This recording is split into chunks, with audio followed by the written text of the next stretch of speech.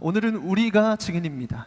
우리가 증인입니다 라는 말씀으로 하나님의 말씀 증거하겠습니다. 예수님께서 십자가에서 죽으셨다가 3일 만에 살아나셔서 부활하셔서 40일 동안 이 땅에 계시면서 하나님의 나라에 대해서 말씀하셨고 그리고 승천하셨습니다. 제가 여기서 한 가지 질문을 좀 드리고 싶어요. 사복음서 중에 마태, 마가, 누가, 요한복음 이 사복음서 중에 예수님의 승천이 쓰여 있는 유일한 복음서가 있는데 그 복음서는 무엇일까요? 누가 얘기했어요? 누가복음. 정답입니다. 누가복음. 누가복음은요 24장까지 있고 그리고 53절까지 있는데요, 그 마지막이 예수님의 승천을 직접적으로 언급을 하고 있습니다. 우리 누가복음 24장 50절에서 53절까지의 말씀을 같이 한번 읽어보겠습니다. 예수께서 그들을 데리고 베다니 앞까지 나가사 손을 들어 그들에게 축복하시더니 축복하실 때에 그들을 떠나 하늘로 올려지시니 그들이 그에게 경배하고 큰 기쁨으로 예루살렘에 돌아가 늘 성전에서 하나님을 찬송하니라. 아멘. 이게 누가복음의 딱 마지막에 쓰여 있는 내용이에요. 그런데 오늘 우리가 읽은 본문은요 그 바로 앞에 쓰여 있는 내용입니다. 이 말은 오늘 우리가 읽은 본문이 예수님께서 승천하시기 직전에, 즉 이 땅에 계신 마지막 순간에 남기신 말씀이라는 뜻입니다. 이제 예수님의 마지막 시간이 다가왔습니다. 예수님은 곧 하늘로 올라가시고 제자들은 예수님이 없는 세상에서 살아가야 됩니다. 그렇게 마지막 순간에 하는 말은요 가장 중요한, 가장 의미 있는 말씀인 것입니다. 오늘 본문을 그래서 우리가 그런 관점으로 다시 한번 읽어보려고 합니다. 누가복음 24장 46절부터 49절 말씀 같이 읽겠습니다. 시작.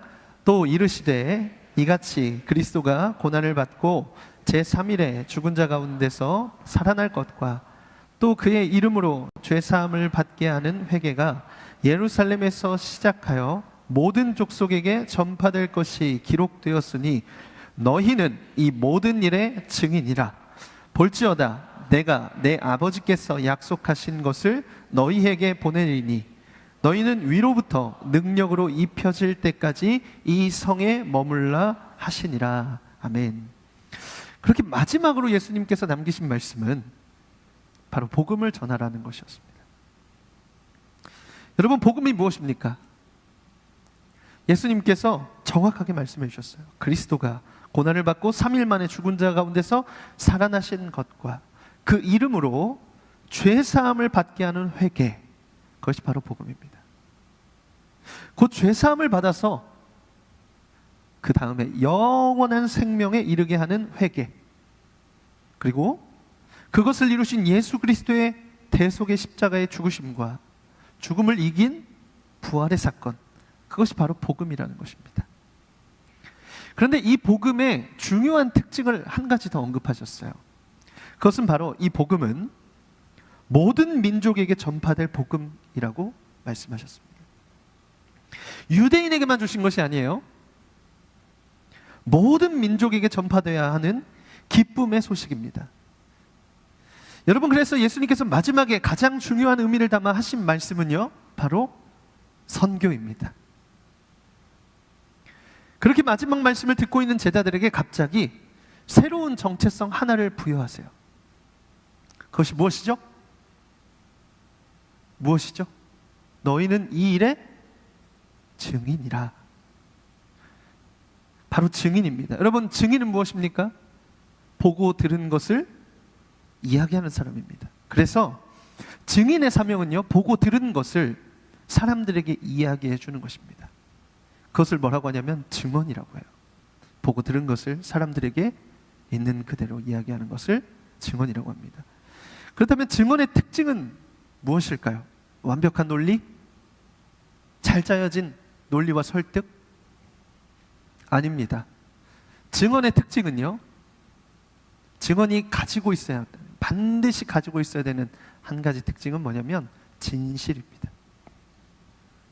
그저 담담히 자기가 보고 들은 것을 있는 그대로 말하는 거예요. 그런데 그렇게 하기 위해서 무엇이 필요해요? 탁월한 언변? 신체적 능력? 재력? 지위? 이런 게 필요한가요? 진실하게 말하기 위해서 필요한 한 가지는 바로 용기입니다. 진실하게 말하는 것이 생각보다 어려워요. 진실하게 말하면 손해를 볼 수 있잖아요. 그렇죠? 굳이 증언하지 않아도 되는 상황들이 얼마나 많아요. 우리가 영화를 보면 증언을 할지 말지 그 고뇌를 그린 영화들이 많잖아요. 그렇죠? 그러니까 진실과 진리를 말하는 것에는 용기가 필요하다는 거예요. 자, 그렇다면 증인이 된 이 제자들 과연 용기 있는 사람들입니까? 예수님께서 겟세마네 동산에서 기도하고 내려오시면서 밤중에 군사들에게 잡힐 때 제자들 어떻게 했죠? 다 도망갔습니다. 그래도 멀찍이 따라갔던 베드로는 예수님을 3번이나 부인합니다. 예수님께서 십자가에 죽으시고 무덤에 묻히신 후에는 그들이 다락방에 모여서 두려워 떨고 있었어요. 심지어 어떤 이들은 고향으로 돌아가기까지 합니다. 이 제자들 정말 증인이 될 수 있는 것일까요? 예수님은 무엇을 믿고 제자들에게 증언을 맡기셨을까요? 심지어 그들을 떠나시며 도대체 무엇을 믿고 제자들에게 증언을 맡기셨을까? 예수님께는 다 계획이 있었습니다. 오늘 본문 48절과 49절 우리 한 번 더 읽어보겠습니다. 너희는 이 모든 일의 증인이라. 볼지어다 내가 내 아버지께서 약속하신 것을 너희에게 보내리니 너희는 위로부터 능력이 입혀질 때까지 이 성에 머물라 하시니라. 증인된 제자들에게 보내주시는 것이 바로 성령입니다. 이 부분을 사도행전은 이렇게 기록하고 있어요. 여러분 다 아시는 말씀일 텐데요. 사도행전 1장 8절 말씀 우리 같이 읽겠습니다. 오직 성령이 너희에게 임하시면 너희가 권능을 받고 예루살렘과 온 유대와 사마리아와 땅끝까지 이르러 내 증인이 되리라 하시니라. 성령을 받으면 무엇이 임한다고요? 권능이 임한대요. 이 권능이 헬라어로 두나미스예요. 다이너마이트 아시죠? 이 다이너마이트가 두나미스에서 파생된 단어입니다. 두나미스는 능력, 힘, 권세 이런 걸 의미합니다. 그냥 힘이 아니고 폭발하듯이 일어나는 힘이에요. 한계를 뛰어넘는 힘, 그것이 바로 두나미스입니다. 그런데 여러분 이 능력은 스스로 생기는 것이 아닙니다. 이것은 스스로 어떤 일 때문에 생기는 것이 아니고 하나님의 역사라는 거예요. 위로부터 능력이 입혀질 때까지라고 하잖아요. 입는다는 것은요 무장한다는 뜻입니다. 전쟁을 하기 위해서 보호장비와 무기를 가지는 것과 같아요. 여러분 아세요? 전투화만 신어도요 발이 보호가 돼요. 헬멧을 쓰고 그리고 총과 권총과 칼을 차고 방탄조끼를 입고 조끼에 여분의 탄창을 끼우고 고글과 그리고 그 외에도 필요한 장비들을 착용하면 싸울 준비가 된 것입니다. 성령의 일하심은 이처럼 영적으로 무장시키시는 것을 의미합니다. 신약 성경 곳곳에서는 이 두나미스를 사용하는데 고린도전서 2장 4절에서 5절 말씀은 이렇게 말씀합니다. 우리 같이 읽어볼까요? 내 말과 내 전도함이 설득력 있는 지혜의 말로 하지 아니하고 다만 성령의 나타나심과 능력으로 하여 너희 믿음이 사람의 지혜에 있지 아니하고 다만 하나님의 능력에 있게 하려 하였노라. 한 번 더 읽어볼 건데요. 여러분 한 번 읽었으니까 이제 문장이 들어오시죠? 천천히 한 번만 더 읽어보시면 그 능력이 무엇인지 어떻게 역사하시는지 드러나 있습니다. 한 번 더 읽어봅시다. 내 말과 내 전도함이 설득력 있는 지혜의 말로 하지 아니하고 다만 성령의 나타나심과 능력으로 하여 너희 믿음이 사람의 지혜에 있지 아니하고 다만 하나님의 능력에 있게 하려 하였노라. 사도 바울이 고린도 교회에 하신 말씀이에요. 사도 바울은 복음을 증거하는 것에 있어서 설득력이 있는 지혜의 말로 하는 것이 아니고 오직 성령의 나타나심과 능력으로 곧 두나미스로 한다고 말씀합니다. 사람의 경험과 지혜가 아닌 하나님이 공급해 주시는 힘으로 한다는 거예요. 이러한 권능을 가진 자는요, 두려워하지 않고 복음을 전할 수 있게 되는 것입니다. 그래서 예수님께서 제자들에게 나는 떠나고 너희는 당장 나아가서 복음을 전해라 이렇게 말씀하지 않으시고 성령을 기다려라 말씀하시는 것입니다. 성령이 임하시면 앞서 말한 것처럼 권능이 임해요. 복음을 담대히 말할 수 있는 용기가 생겨요. 그래서 오순절의 성령 강림 사건 이후에 이제 그렇게 겁이 많고 두려움이 많았던 제자들이 더 이상 숨어 있지 않습니다. 거리로 나가요. 거리로 나가서 복음을 증거합니다. 예수님을 부인했던 베드로는요, 성령의 충만함 가운데 이제 이렇게 공중 앞에서 수많은 사람들 앞에서 설교하기 시작합니다. 그날에요, 회개하고 예수님께 돌아온 자가 3,000명이라는 기록이 사도행전 2장에 나타나 있습니다. 성령을 받기 전과 성령을 받은 이후에 그들의 모습이 굉장히 다르죠. 이렇게 예수님은 제자들에게 복음을 모든 족속에게 증거하는 증인이라고 말씀하시면서 그 일을 하기 위해서는 성령을 받으라 이렇게 말씀하셨잖아요. 여러분, 이 말씀을 반대로 보면, 반대로 뒤집으면 성령의 능력이 없이는 선교도 전도도 증인의 삶도 불가능하다는 뜻이에요. 성령의 도우심을 구하여야 증인의 삶을 살 수 있게 된다는 말씀입니다. 그렇다면 이렇게 질문해 볼 수 있어요. 그렇다면 왜 이 방법으로 하시는가? 천사라는 존재도 있고 계시라는 방법도 있고 기적이라고 하는 방법도 있는데 누군가의 증언으로만 복음이 전달이 되는 것은 과연 효과적인가? 여러분은 어떻게 생각하세요? 복음 전하면 잘 전해지던가요? 여러분 말로? 보통 거절하죠. 네, 비난하기도 합니다. 그렇다면 하나님은 왜 이 방법을 선택하셨을까?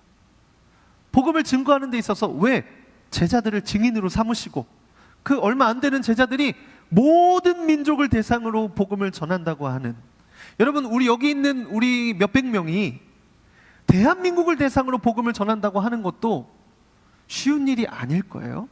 그렇죠? 그런데 그거보다 더 소수의 제자들로 하여금 모든 민족의 복음이 증거될 증인으로 세우셨다. 입에서 입으로 전하게 하셨다. 이 방법, 왜 이 방법으로 선택하게 하셨을까? 그 이유가 고린도전서 1장 21절에 써 있습니다. 우리 같이 한번 읽어보겠습니다. 시작. 하나님의 지혜에 있어서는 이 세상이 자기 지혜로 하나님을 알지 못하므로 하나님께서 전도에 미련한 것으로 믿는 자들을 구원하시기를 기뻐하셨도다. 그 대답은요, 세상의 그 어떤 지혜로도 하나님을 알 수 없기 때문입니다. 세상의 그 어떤 지식으로도 하나님을 알 수 있는 방법이 없어요. 그렇게 미련해 보이는 전도로 사람들을 구원하시는 거예요. 이 방법밖에는 하나님의 사랑과 예수 그리스도의 대속의 은혜를 알려줄 방법이 없다는 거예요. 이 구원의 놀라운 계획과 성취를 증거할 방법은 전도, 곧 증언밖에 없다는 것입니다. 여러분, 성경을 관통하는 몇 가지의 주제가 있습니다. 그 중에 가장 핵심적인 주제를 구속사라고 합니다. 구원을 이루어 가시는 하나님의 역사예요. 이스라엘 부르셨을 때부터 하나님은 온 인류의 구원을 생각하셨어요. 아니요, 아담을 창조하시고 그리고 아담을 용서하실 때부터 하나님은 예수 그리스도 자기 아들을 주시는 것을 계획하셨어요. 그것이 성경 안에 메시아 곧 구원자로 오시는 것이 다 하나로 꿰어지는 구속사적인 관점이 있습니다. 성령이 임하시면요, 여러분 이 하나님의 말씀이 깨달아져요. 그래서 오늘 본문 바로 앞에 45절에서도 이에 그들의 마음을 열어 성경을 깨닫게 하시고, 그리고 오늘 말씀하신 거거든요. 마음을 열어서 깨닫게 하시는 것이 성령의 역사예요. 이전에는 그냥 말씀이 어려워요. 그렇죠? 아주 멀리 떨어져 있는, 우리와 문화도 다른, 언어도 다른 그리고 용어도 너무 생소한 그 말씀이 이해되지 않다가 말씀을 성령께서 임하셔서 깨닫게 하시는 순간에 아, 이 말씀이 구원에 대한 말씀이구나, 이 구원이 나에게 연결되어 있구나, 이런 것들이 깨달아지게 하는 역사가 있다는 거예요. 그 말씀이 증거하는 구속사, 곧 예수 그리스도의 죽음과 부활을 통한 구원을 증거하는 것입니다. 곧 복음이에요. 성령이 임하시면 이 복음의 말씀이 깨달아져요. 복음이 깨달아진다는 것은 내가 은혜로 구원받았다는 것을 깨닫다는 것입니다. 죽을 수밖에 없는 죄인된 내가 아무 공로 없이 전적인 은혜로 구원받았다는 것이 깨달아지는 거예요. 은혜를 깊이 깨달은 자는요, 그 은혜에 대해서 말하지 않을 수가 없습니다. 이것이 전도에 미련한 것의 핵심입니다. 여러분이 만약에 오늘 예배를 마치고 셀 모임 마치고 집으로 돌아가는 길에 횡단보도를 건너고 있는데 신호를 무시하고 빠르게 지나치는 차에 치일 상황이에요, 지금. 근데 옆에 있던 사람이 나를 밀어서 나는 살았고 그 사람은 죽었어요. 그럼 여러분 침묵하시겠어요? 아유, 난 살았네 이러고 가시겠어요? 그건 사람도 아니죠.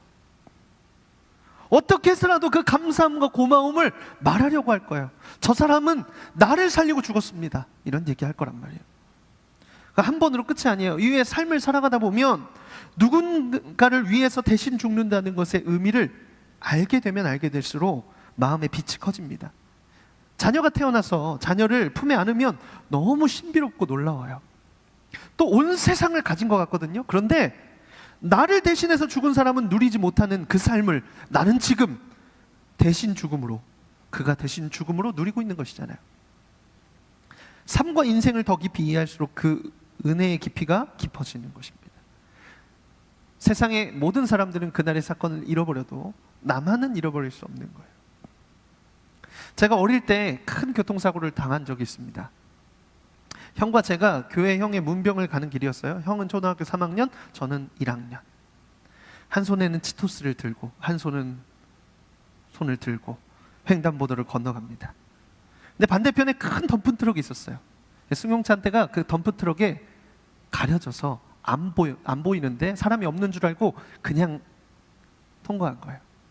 그런데 형하고 저희가 보이는 순간에 브레이크를 밟았지만 이미 늦었어요.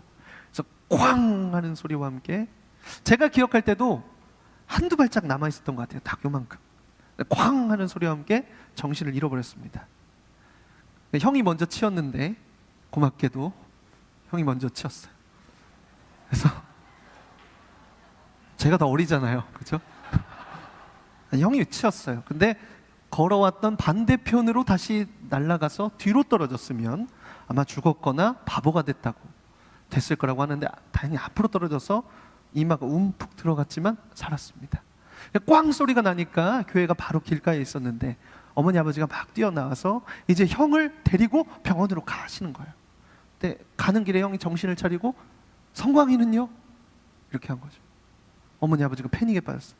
성광이도 교통사고가 났구나. 어디 있는지 알 수 없고, 뭐 당시에 뭐 핸드폰이 있거나 그런 게 아니니까.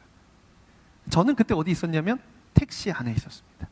제가 정신을 차려보니까 한 남성분이 뒷좌석에서 제 오른쪽 다리를 이렇게 붙잡고 계셨어요. 괜찮아 괜찮아 이러시는데, 제가 보니까 감각은 없지만 오른쪽, 제가 초록색 체육복이 있었는데 거기가 새카맣게 된 거예요.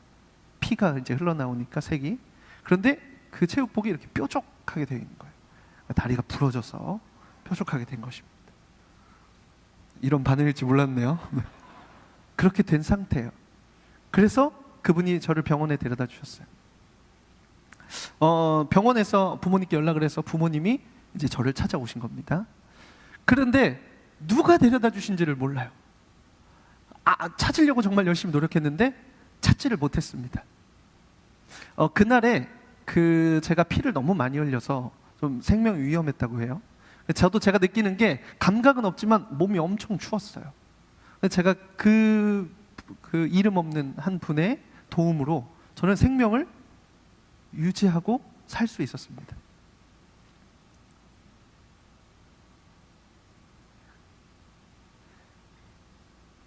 저는 항상 그분에 대해서 말해요. 지금까지 수없이 그분의 선행에 대해서 말했어요. 지금도 말하고 있잖아요. 그렇죠? 여러분, 이런 일을 겪으면요, 말하지 않을 수가 없어요. 은혜를 알면 말하게 되어 있어요. 전도에 미련한 것이라는 것은요, 내가 경험한 하나님의 사랑과 대속의 은혜를 있는 그대로 전하는 거예요. 그런데 논리와 설득과 같은 세상의 지혜로 말하는 것보다 더 힘이 있다는 거예요. 듣고 배워서 아는 100가지 지식보다 내가 직접 경험한 한 가지가 더 힘이 있잖아요. 그렇죠? 말해. 아무리 유튜브로 미슐랭 3스타 식당을 열심히 봐도 먹어보지 않으면 그냥 지식이에요.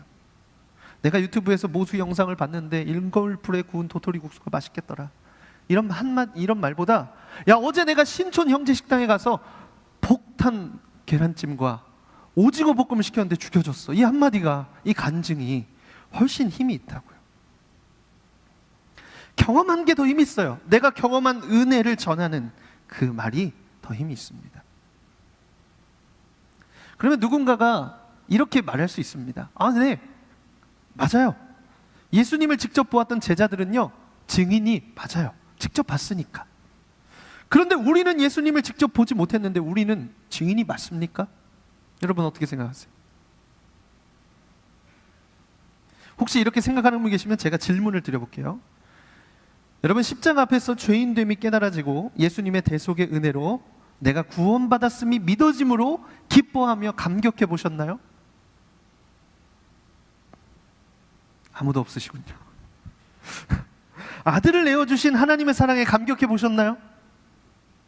주님을 사랑함으로 뜨겁게 예배하고 싶고 내 삶을 주님께 드리고 싶은 마음의 열망을 품어본 적이 있으신가요? 여러분, 이런 마음 품어보셨죠? 그렇다면 여러분도 죄사함을 얻게 하는 회개를 통해 구원을 받은 사람입니다. 그러면 증언할 것이 분명하죠. 베드로전서 1장 8절에서 9절 이렇게 말씀합니다. 우리 같이 읽겠습니다. 예수를 너희가 보지 못하였으나 사랑하는도다. 이제도 보지 못하나 믿고 말할 수 없는 영광스러운 즐거움으로 기뻐하니 믿음의 결국 곧 영혼의 구원을 받음이라. 보지 못하지만 예수님을 사랑하고 보지 못했지만 구원받음을 확신했다면 우리는 증거할 것이 있는 사람들입니다. 곧 예수 그리스도의 증인입니다.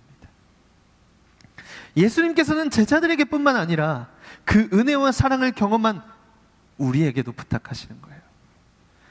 그 은혜와 사랑을 아직 모르는 자들에게 너희가 경험한 것을 말해달라 부탁하시는 것입니다. 예수님께서 승천하시기 직전에 가장 중요하게 여기셨던, 그래서 말씀하셨던 명령, 제자들에게 하셨던 증인의 사명은요, 그 복음을 들은 자들에게 계속해서 이어져 가고 있습니다. 복음은 회개와 죄사함을 선포하는 메시지예요. 예수님의 이름으로 죄를 용서받을 수 있다는 은혜의 소식입니다. 그 소식을 듣고 구원받은 우리에게 또한 그 사명이 이어졌습니다. 사랑하는 여러분, 그래서 우리가 증인입니다. 이 복음을 자기만 소유하고 누리는 삶에만 머물러 있다면 그 신앙이 온전하다고 말하기 어려워요. 이 복음은 전하는 것이고, 그리고 나를 넘어서, 주변을 넘어서, 지역을 넘어서 모든 민족에게 전파되어야 하는 소식입니다. 여러분, 복음을 전할 용기가 있으십니까? 모든 민족에게 나아갈 용기가 생기셨어요? 우리는 두려움이 많고 때로는 믿음도 흔들리고 숨고 도망가고 연약함이 많은 자들입니다. 그런데 그거 아시고 부르셨어요. 그거 아시고 제자들한테 맡겨주셨어요. 너희가 이 일의 증인이다. 예수님께서 우리에게 큰 사명을 맡기셨지만 그 사명을 우리 힘으로 감당하라고 하지 않으셨습니다. 위로부터 오는 능력, 곧 성령을 보내주신다고 약속하셨습니다. 우리가 이 세상에서 예수 그리스도의 증인으로 살아가기 위해서는 성령을 힘입어야 합니다. 성령이 임하실 때 우리는 권능 입은 자가 되어서 담대히 내가 경험한 죄사함의 기쁨과 구원의 감격을 전할 수 있게 되는 것입니다. 사랑하는 여러분, 하나님께서 오늘 우리를 증인으로 부르십니다. 모든 민족에게 복음을 증거할 동역자로 부르고 계세요. 세상으로 그리고 선교지로 나아갈 준비가 되셨습니까? 아니면 여전히 두려우십니까? 그래서 여러분 기억하셔야 돼요. 증인은 완벽한 전달자가 아니에요.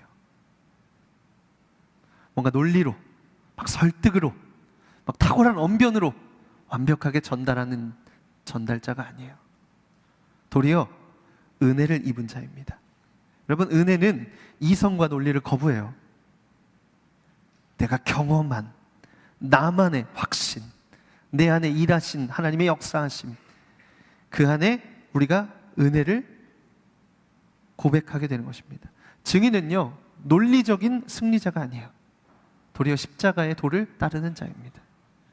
설득이 아니에요. 진실된 증거입니다. 이렇게 그저 입으로 증거하는 방법은 세상이 보기에는 어리석지만 사실 하나님의 가장 깊은 지혜예요. 사람이 보기에는 효율적이지 않고 느려 보이지만 가장 강력한 힘을 가집니다. 왜냐하면 복음을 전하는 자는 말로만 하지 않고 삶으로 말하기 시작하거든요. 자기가 변화된 모습, 내 안에 일하신 역사하심, 확신으로 말하는 것입니다. 그 존재 자체가 증거가 되는 것입니다. 그 복음을 증언하는 증인이 메시지가 되는 거예요. 그래서 복음의 능력은요, 전달자에게 있지 않고 복음 자체에 있어요. 복음으로 변화된 자가 다시 전하는 그 복음으로 누군가는 예수를 믿어 구원을 받아 증인으로 사는 변화가 일어나는 것입니다. 그 변화와 그 담대함으로 하는 증언이 세상을 구원하시는 하나님의 방법이십니다. 사랑하는 여러분, 누군가 전해준 복음으로 우리는 구원을 받았습니다. 그로 인해 이제 우리도 예수 그리스도의 증인이 되었어요. 이제는 우리를 보내시는 자리로 나가야 합니다. 이 복음이 우리 안에만 머무르지 않고 있지 않고 우리의 삶을 넘어서야 돼요. 담장을 넘어가야 돼요. 예수님을 믿는 우리가 예배하는 이유가 우리의 삶의 어떤 문제와 그리고 삶의 어려움과 그리고 신앙의 어떠함과 위로와 격려와 이런 것들만 있다고 생각하는 삶에서 아니야. 너의 삶을 넘어서 모든 민족에게 나아갈 복음, 그 복음으로 우리는 구원을 받았고 그렇게 보내심을 받는 자, 증인으로 하나님의 부르심을 입은 자들이 되었다는 것입니다. 그래서 여러분, 이제는 우리는 보내시는 자리로 나아가야 돼요. 우리 안에만 머무르지 않고 우리의 삶을 넘어서기 시작해야 돼요. 이 복음이 세상 속으로 복음 들고 나아가야 됩니다. 내가 있는 자리 확장되는 거죠. 가족 넘어서, 친구 넘어서, 지역 넘어서 열방으로 이 복음을 증거하는 일을 우리에게 맡기셨습니다. 그리고 그렇게 나아가는 자들에게 성령의 능력을 부어주십니다. 여러분 믿으십니까? 그냥 보내시지 않아요. 기다려, 성령님이 임하실 거야. 아버지께서 약속하신 그 성령을 내가 너에게 보낼 때까지 기다려라. 이 복음을 증거하는 일을 맡기시고 그리고 성령의 권능을 부어주셔서 이제 한거할 수 없는 은혜로 우리를 붙들어 주십니다. 선교와 전도와 증인의 삶은요, 이제 우리의 사명입니다. 사명을, 그 주신 사명을 오늘 붙들고 복음의 증인으로 살아가기를 원하시는 분 계십니까? 여러분, 오늘 찬양하실 때, 기도하실 때 좀 믿음으로 반응하셨으면 좋겠어요. 오늘은 단기 선교에 가는 이 선교팀들만 헌신하는 그런 자리가 아니에요. 우리가 받은 복음은 단기 선교하는 그 기간 동안만 이야기하는 복음이 아니에요. 우리가 말하는 것은 이렇게 훈련받고 있는 사람들만 고민해야 될 주제가 아니에요. 우리가 받은 복음은 이미 우리를 넘어서 모든 민족에게 향하게 하신 하나님의 역사와 구원의 계획이십니다.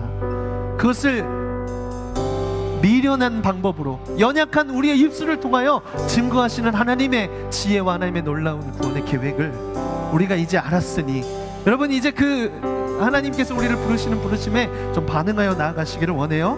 그래서 오늘 붙드신 그 사명을 따라 복음의 증인으로, 예수 그리스도의 증인으로 사시는 저와 여러분 되기를 간절히 소망합니다. 우리 이렇게 좀 고백해 보겠습니다. 우리가 증인입니다. 근데 이것을 믿음으로 하셨으면 좋겠어요. 우리가 증인입니다. 다시요, 가슴에 손을 얹고 내가 증인입니다. 내게 맡기셨습니다. 나를 부르셨습니다. 여러분, 주님의 마음 가지고 우리 좀 이 고백을 따라서 주님께 고백하며 나아가면 좋겠습니다.